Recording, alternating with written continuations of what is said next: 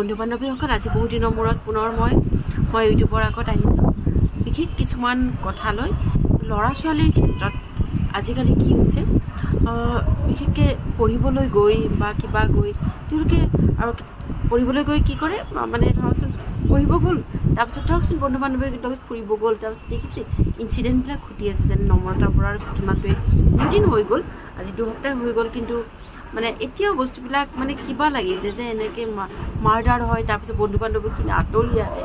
তো কথাটো এইটোৱে হৈ যায় যে আমিও সেনেকুৱা মানে তেনেধৰণৰ সময়বিলাকতো আমাৰো পাৰ হৈছে ন, কিন্তু কথাটো এইটোৱেই যে আমি বিশেষকৈ ছোৱালীখিনি অকণমান, ল'ৰা ছোৱালী দুয়োটাই, কিন্তু ছোৱালীখিনি অকণমান সাৱধান হোৱাটো উচিত আৰু ষ্ট্ৰিক্ট আৰু নিজকে ষ্ট্ৰিক্ট আৰু ষ্ট্ৰং বনোৱা উচিত আৰু কিছুমান বাউণ্ডাৰী নিজৰ ৰখাটো উচিত।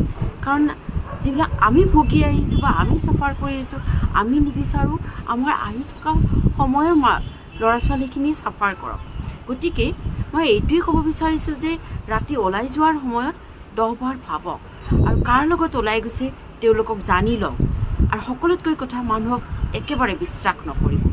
এইটো কথা একেবাৰে বিশ্বাস নকৰিব বুলিয়ে কৈছোঁ, কাৰণ কাকো বিশ্বাস কৰি কেতিয়াও আজিলৈকে মানুহে ভাল ফল নাপায়, বিশেষকৈ ছোৱালীখিনিৰ ক্ষেত্ৰত কৈছোঁ। গতিকে কিবা এটা কৰাৰ আগত 10 বাৰ ভাবক। আৰু এটা কথা মা দেউতাসকলক জনাই থওক আপুনি ক'ত যায়, কি কৰে, কি নকৰে।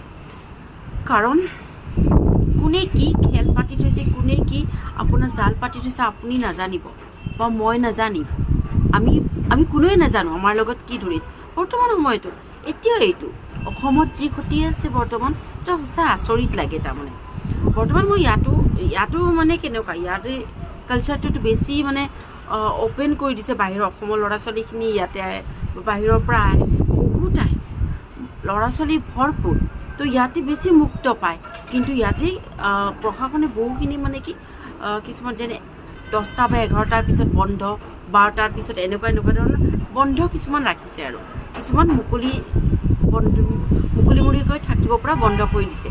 কিন্তু সেইটো তাৰমানে তেনেকুৱা নহয় যে ইয়াতেও হৈ থকা নাই, ইয়াতো বহুত ইনচিডেণ্ট হৈ আছে।